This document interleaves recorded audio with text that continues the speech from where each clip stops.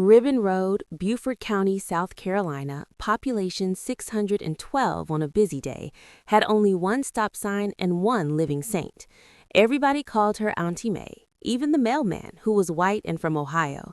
She was 81 years old the summer everything ended and everything began. The little green house sat on cinder blocks like it had been placed there by God's own hand in 1948 and never moved since. The tin roofs sang in the rain.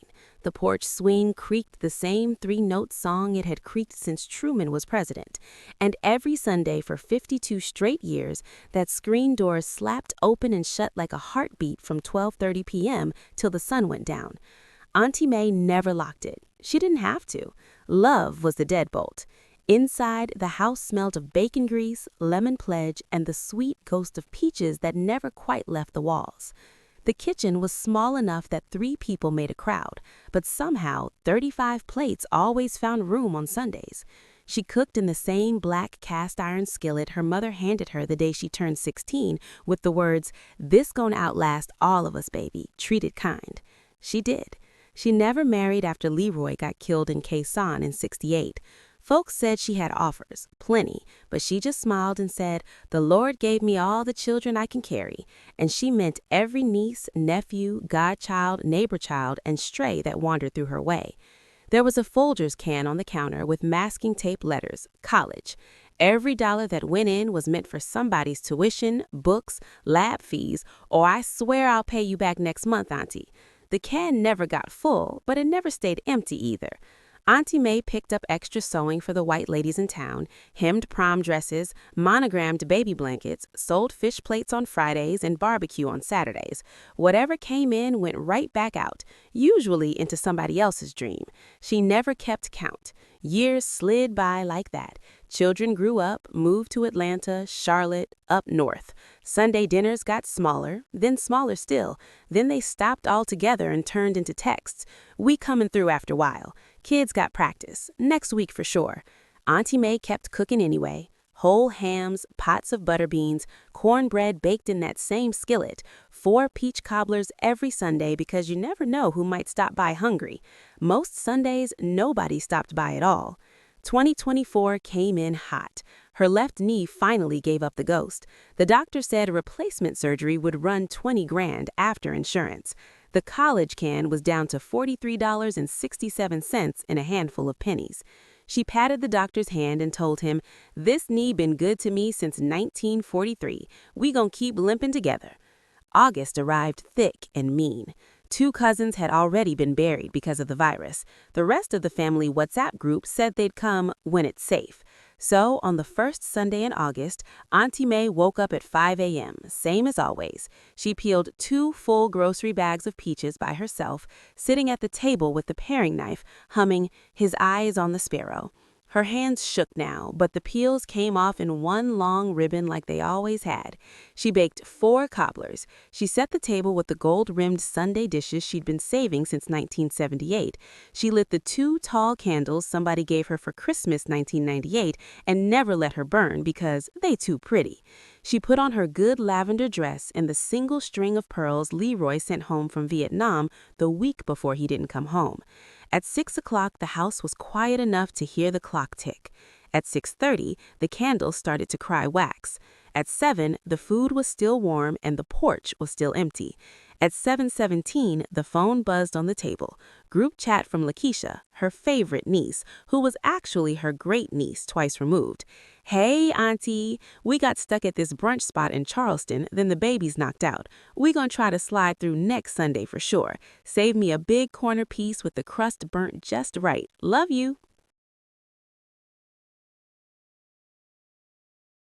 Auntie Mae read it 3 times. Then she did something nobody in Beaufort County had ever seen her do in 81 years.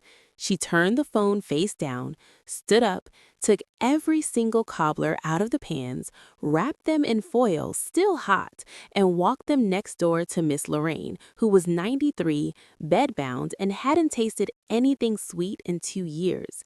Miss Lorraine cried so hard she almost choked on the first bite. When Auntie Mae came back home, she pulled the college can off the shelf, dumped the last $43.67 on the table, and called Dre, Miss Lorraine's grandson who drove Uber. "Dre, baby, you still got that little pickup?" "Yes, ma'am." "Bring you around at 6 in the morning, and bring 2 strong boys that ain't scared of work." Monday morning, the house looked like it was being robbed in reverse. 6 plastic totes and 1 cedar chest. That was all she owned in the world that mattered. The black skillet, her daddy's Bible with the cracked leather, the gold-rimmed dishes, 3 Sunday dresses, the picture of her and Leroy on the church steps, 1967, both of them laughing like tomorrow was promised. Everything else she gave away before lunch. The sofa to Miss Eva, who had 6 grandbabies and no place to sit. The dining table to Sister Clara, who fed the homeless on Wednesdays. The bedroom suite to the new preacher and his wife, who were sleeping on a mattress on the floor. By 2 p.m., the house stood empty except for the smell of peaches and a single envelope taped to the screen door in her perfect Catholic school cursive. "To whom it may concern. The peaches are in the freezer. The house paid for itself in love a long time ago. I'm gonna sit on my own porch now. If you ever loved me, come find me. If you only loved the cobbler, stay home and be blessed. Auntie Mae." She left the keys on the table and the door unlocked. Nobody would steal anything. There wasn't anything left to steal, except memories, and those were hers to carry.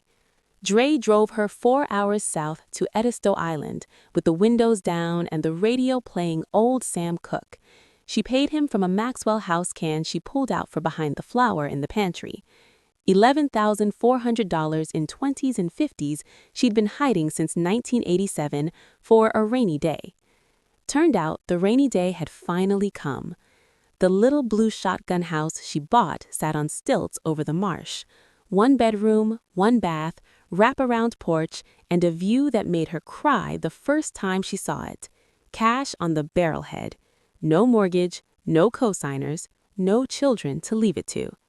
She moved in with her skillet, her Bible, her gold-rimmed dishes, and her 3 dresses. First thing she did was buy a new Folgers can at the Piggly Wiggly. This time she wrote on it in big black Sharpie, "May." Every Sunday now, the porch smells like vanilla and nutmeg again, but the table only seats 8.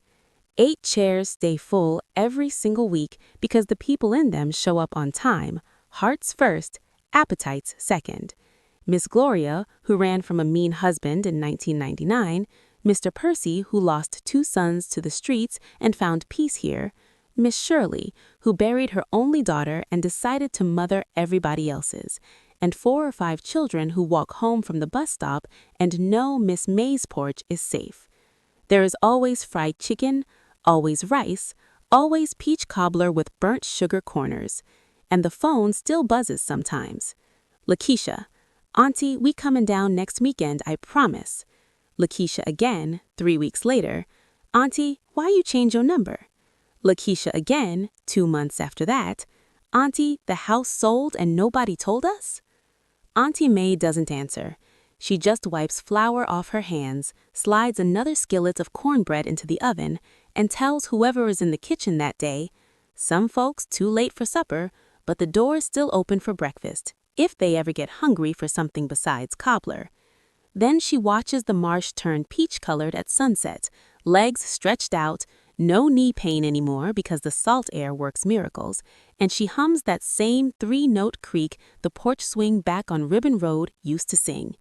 Because Auntie Mae finally understood what the peaches had been trying to teach her all along.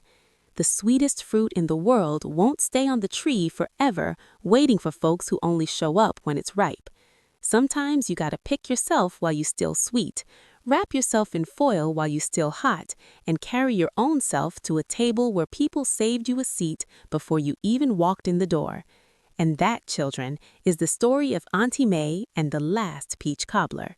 She's 90 now, still in that blue house, still frying chicken on Sundays, still saving the burnt sugar corner for whoever shows up heart first. And if you ride down that dirt road at golden hour and the smell of peaches hits you like a hymn, ease your foot off the gas, park, and walk up them steps. The door don't have no lock, but mind you bring your heart, not just your appetite.